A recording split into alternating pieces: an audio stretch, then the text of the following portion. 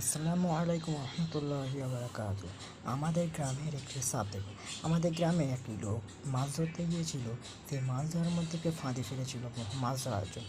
সেই ফাঁদের মধ্যে সাপটি, বিষাক্ত সাপটি ধরা পড়েছে। দেখুন,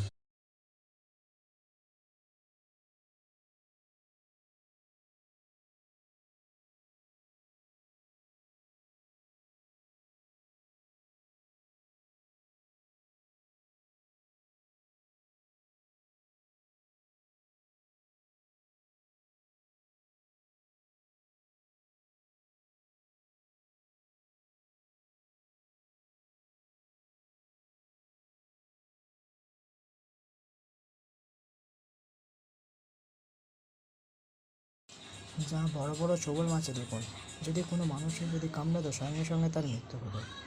দেখুন,